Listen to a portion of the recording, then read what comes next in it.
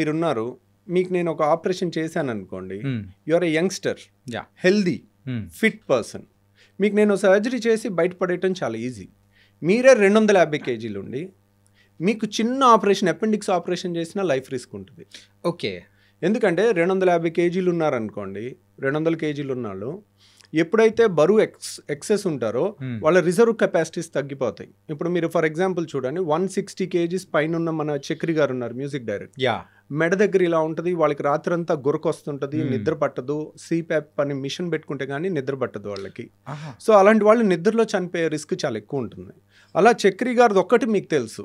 నా దగ్గర ఒక 1,00,000 మంది పేషెంట్స్ని ఇప్పటివరకు మనం చూసుంటాం అనుకోండి, 10,000 మంది లావోళ్ళని. ఓకే. అంటే ఓవరాల్గా అన్ని పేషెంట్స్ గత 20 ఏళ్ళలో చూసిన పేషెంట్స్ కాకుండా లావోళ్ళని ఒక 10,000 మందో 15,000 మందో చూసుంటాం అనుకోండి. దాంట్లో చాలా 150 కేజెస్ దాటి ఉండి వీళ్ళకి సర్జరీ చేయించుకోండి, బరువు తగ్గుతారు, 150 kgs is dangerous for them అని చెప్తాము. సో కొంతమంది ఏముంది ఇలాగే చెప్తున్నారు, ఈరోజు నడుస్తున్నాం కదా, ఏం ప్రాబ్లం ఉంది అని నెగ్లెక్ట్ చేస్తారు. చక్రి గారు లాగా నిద్రలో చనిపోయిన వాళ్ళు నా దగ్గర 160 మెంబర్స్ ఉన్నారు లిస్ట్. అంటే మన దగ్గర సర్జరీకి వస్తారు, నడుచుకుంటూ వస్తారు. సో ఏముంది చేయించుకోండి, మీరు ఉండాల్సింది 70 కేజీలు, ఉన్నది 170 కేజీలు, 100 కేజీలు ఎక్స్ట్రా ఉన్నారు, మీకు ఎప్పుడైనా లైఫ్ రిస్క్ ఉండొచ్చు అని చెప్తాము. వాళ్ళకి అది ఎక్కదు. సో వాళ్ళు ఏముందిలే డాక్టర్లు అలాగే చెప్తారులే, మెల్లగొద్దాంలే, 6 మంత్స్ ఆగొద్దాం, 1 year ఆగొద్దాం.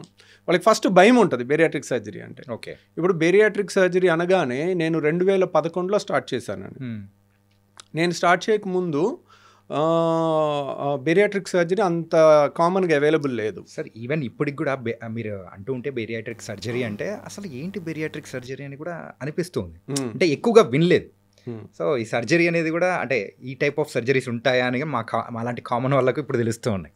ఎందుకని వినలేదంటే చాలామంది యంగ్స్టర్స్ కానీ సినిమా హీరోస్ కానీ ఒక 40 కేజెస్ సడన్గా తగ్గుతారు. ఒక 3 months to 6 monthsలో. చాలామంది దాన్ని రివీల్ చేయరు చేయించుకున్నామని. చాలామంది సెలబ్రిటీస్ చేయించుకున్నారు కానీ they don't reveal it. Majority of the unmarried girls and boys also ఈ చేయించుకుని తగ్గామని చెప్పడం అదొక స్టిగ్మా లాగా ఫామ్ అవుతుంది, అదొక నెగిటివ్ థింగ్ లాగా సొసైటీ చూస్తుంది. అందుకని చాలామంది సీక్రెట్గా చేయించుకుంటారు. కాబట్టి ఇది బయటికి ఎక్కువ రాదు. సో కానీ ఒక 30 years దాటిన వాళ్ళు, అలాంటి వాళ్ళు తగ్గితే ఒక 70 కేజీలు 100 కేజీలు తగ్గితే వాళ్ళ చుట్టుపక్కల చాలా మంది చూసి ఎలా తగ్గామని అడిగితే వాళ్ళు చాలా మంది చెప్తారు. అట్లా ఒక్క పేషెంట్ నుంచి మనకి 100 పేషెంట్లు వస్తారు. ఎందుకంటే it is obvious, result is obvious. So అంత ఫ్యాసినేటింగ్గా కనపడతా ఉంటుంది. సో మీరు ఒక అపెండిక్స్ ఆపరేషన్ చేయించారు, మీరు చెప్తే కానీ తెలీదు. అదే మీరు 150 కేజీల నుంచి 60 కేజీలకు వచ్చారనుకోండి, అది వాళ్ళు గుర్తుపట్టరు. ఎవరు నువ్వేనా, నువ్వా, మీ బ్రదరా, ఏంటి ఇలా అయిపోయావు, ఏమన్నా జబ్బు చేసిందా, లేకపోతే ఇలా అయిపోయావు, ఇంత సడన్గా మామూలుగా హెల్తీగా తగ్గలేరు కదా అన్న క్వశ్చన్స్ డిస్కషన్స్ వచ్చి. సో ఇప్పుడు మనం ఆల్మోస్ట్ ఇండియాలో బేరియాట్రిక్ సర్జరీ సౌత్ ఇండియాలో we do the highest number of surgeries అండి. అప్రాక్సిమేట్లీ ఎన్ని చేసి ఉంటారు అనుకోవచ్చు సార్? సో మొత్తం 3,600 దాకా చేసామండి పైన. సో కాకపోతే ఎవ్రీ మంత్ అరౌండ్ 30-35 సర్జరీస్ వరకు జరుగుతూ ఉంటాయి. బేరియాట్రిక్ ఇంకా గ్యాస్ట్రో సర్జరీస్ వేరే జరుగుతుంటాయి. బరువు తగ్గే మాత్రం అరౌండ్ 30 జరుగుతుంటాయి. ఓకే. సో మనకి ఈ సర్జరీస్లో మనకి ఉన్న అడ్వాంటేజ్ ఏంటి అంటే, ఇప్పుడు సపోజ్ ఒక పెద్ద కార్పొరేట్ హాస్పిటల్కి వెళ్ళారనుకోండి, ఒక డాక్టర్ డజంట్ హ్యావ్ ఎ సే. ఇప్పుడు ఒక doctor want to give a concession to the patient. Some times corporate rules ప్రకారము డాక్టర్కి ఎక్కువ ఫ్రీడమ్ ఉండదు. లక్కీగా నేను కొంచెం చిన్న ప్లేస్కి వెళ్ళింది కూడా కారణం అదే, విజయవాడకి. సార్ అదే నేను నెక్స్ట్ క్వశ్చన్ అదే ఉంది సార్. ఇది మొత్తం ఉంది కాబట్టి, సో యూజువల్గా మీరు చదువుకునింది అండ్ పుట్టి పెరిగింది మొత్తము తెలంగాణలో, కానీ సెటిల్ అయింది మాత్రం విజయవాడలో. అండ్ మీకు వచ్చే పేషెంట్స్ కూడా రీసెంట్ టైమ్స్లో ఒకసారి అబ్జర్వ్ చేసుకుంటే as per research Hyderabad side నుంచి కానీ ఇక్కడ మీ దగ్గరకు వచ్చి కన్సల్ట్ అయ్యే వాళ్ళు కూడా పెరుగుతూ ఉన్నారు. అండ్ మీ నాలెడ్జ్ షేరింగ్ అనేది కేవలము డైరెక్ట్గా వచ్చి కన్సల్ట్ అయ్యే వాళ్ళు అంటే వాళ్ళ వరకే కాకుండా, సో త్రూ వీడియోస్ ద్వారా కూడా మీరైతే అంటే ఇలా ఉంటుంది, ఈ టైప్ ఆఫ్ ప్రాబ్లమ్స్ అనేది కూడా ఉంటుందని చెప్పేసి ఒక అవగాహన అనేది కూడా త్రూ వీడియోస్ అనేది కూడా షేర్ చేస్తున్నారు. సో అలా you became one of the famous sir. So it was very nice also. ఏంటంటే మనము అంటే ఆ డాక్టర్కి వెళ్ళాలి అని ఎవరైనా అనుకున్నారు అంటే వీడియో చూసి okay so she's a perfect అంటే హీఈస్ అ పర్ఫెక్ట్ అనుకొని కన్సల్ట్ అయ్యే వాళ్ళే చాలామంది వచ్చే ఉంటారు. సో ఇలా అన్ని క్వశ్చన్స్ ఉన్నాయి సార్. సో ఫస్ట్ మీరు ఎందుకు విజయవాడకి వెళ్ళిపోవడానికి రీజన్? విజయవాడ వెళ్ళటానికి కారణం ఏంటంటే అండి, ఒకటి యాక్చువల్ చెప్పాలంటే నేను వరంగల్ కాకతీయ మెడికల్ కాలేజ్లో చదివాను అనుకోండి. నాకు 5 years జూనియర్స్కి డాక్టర్ రవికాంత్ అంటే తెలుసు, ఓకే 5 years సీనియర్స్కి డాక్టర్ రవికాంత్ అంటే తెలుసు. So okay he's one of the best student in ఆ 150 members అనేది యూజువల్గా నోటెడ్ ఉంటుంది. సో యాక్చువల్గా వాళ్ళందరూ హైదరాబాద్ చుట్టుపక్కల సెటిల్ అయి ఉన్నారు. సో కాబట్టి నేను తర్వాత ఉస్మానియాలో నేను ఎంఎస్ చేశాను. అప్పుడు నాకు 3 years జూనియర్స్ సీనియర్స్ తెలుస్తారు, ప్లస్ మా కింద hundreds of batches ఉంటాయి. ఇది మొత్తం ఎంబీబీఎస్ వాళ్ళు 200 మంది 5-6 బ్యాచ్లు మా దగ్గరికి వచ్చి మా కింద వర్క్ చేసి వెళ్తారు. ఓకే హౌస్ సర్జన్స్ కానీ వాళ్ళు ఎక్కువ మందికి డాక్టర్ రవికాంత్ అంటే తెలిసి ఉంటుంది. ఇది హైదరాబాద్లో. తర్వాత నిమ్స్లో కూడా అంతే, నిమ్స్లో వర్క్ చేసినప్పుడు కూడా ఇక్కడ ఉన్నాం కాబట్టి. నేను ఇప్పుడు విజయవాడ వెళ్తే అక్కడ ఎవ్వరు చూసినా ఏదైనా ఆంధ్ర మెడికల్ కాలేజ్లో చదివిన వాళ్ళు ఉంటారు, లేదంటే రంగరాయలో చదివిన వాళ్ళు ఉంటారు, లేదంటే గుంటూరు మెడికల్ కాలేజ్లో చదివిన ఉంటారు. అక్కడ ప్రెస్టీజియస్ ఇన్స్టిట్యూట్స్ ఈ 3, రంగరాయ, లేదంటే ఆంధ్ర మెడికల్ కాలేజ్ వైజాగ్, లేదంటే గుంటూరు. అక్కడ వాళ్ళు ఎవరు నాకు పరిచయం లేరు.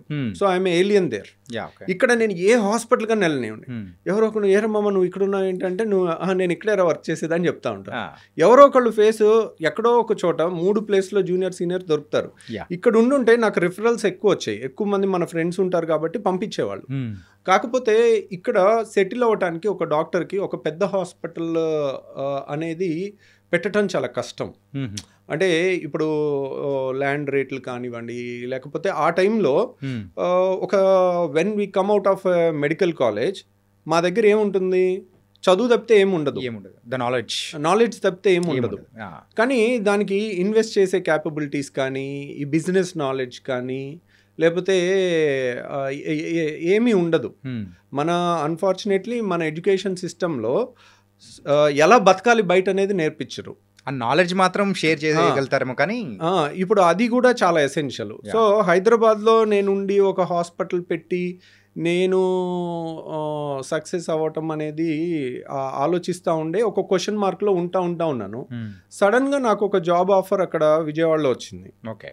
సో ఇమ్మీడియట్గా నాకు నిమ్స్లో పనిచేస్తున్నప్పుడు 50,000 స్టైపెండ్ వచ్చేది. వెంటనే 1.5 lakh నాకు విజయవాడలో ఆఫర్ వచ్చింది. సో మా ఫాదర్ వాళ్ళు ఆల్రెడీ హుజూర్ నగర్లో 30 years డాక్టర్ కింద ప్రాక్టీస్ చేసి ఆయన ప్రాపర్టీస్ అన్నీ అమ్మేసి ఆయన ఆల్రెడీ మా అన్నయ్య వాళ్ళు అటు సెటిల్ అయ్యారని అక్కడికి వెళ్ళారు. ఇక్కడ విజయవాడకి వెళ్ళారు.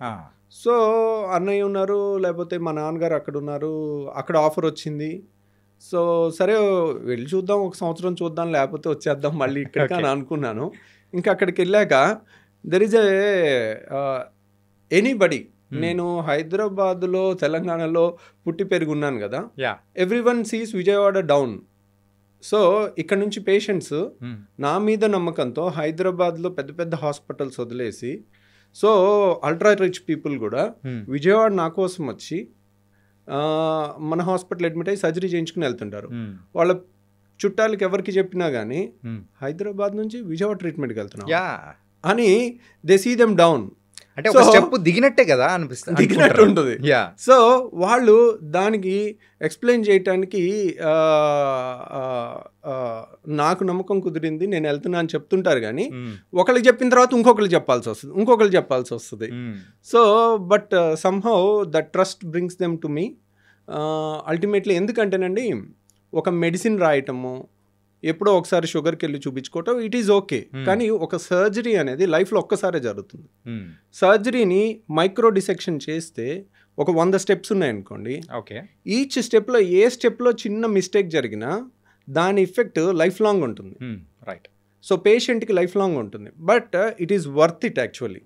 మనకి who is the best in that అనేది తెలుసుకుని దాంట్లో బెస్ట్ అనే సర్జరీలో మాత్రం అసలు కాంప్రమైజ్ ఉండకూడదు. ఎందుకంటే మెడికల్లో పాస్ అవడానికి ఎంత అండి, 50% ఉంటే సరిపోతుంది. సో ఇప్పుడు మనం ఎవరి మీద ఆపరేషన్ చేసి నాకు 50% గ్యారంటీ అంటే ఒప్పుకుంటారా?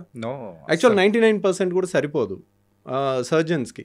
యాక్చువల్గా ఇయర్ పాస్ అయ్యే కొద్దీ నెంబర్ ఆఫ్ కేసెస్ చేస్తూ ఉండే కొద్దీ మన యాక్యురసీ 99% రీచ్ అవుతుంది. 100% ఎవరికి రీచ్ అవుతుంది? ఎవరన్నా 100% రిజల్ట్స్ ఇస్తున్నానని చెప్పారనుకోండి, దే ఆర్ అబద్ధాలు చెప్తున్నట్టు. అంటే అక్కడే అర్థమైపోతుంది. యూజువల్గా దట్ ఈస్ ఇంపాసిబుల్. ఎందుకంటే సర్జన్ చేతిలో లేని చాలా ఉంటాయి. ఒక 1%. ఇప్పుడు సర్జరీ నేను చేస్తానండి, చేసిన మరుసటి రోజు హార్ట్ అటాక్ వచ్చి చచ్చిపోతారు.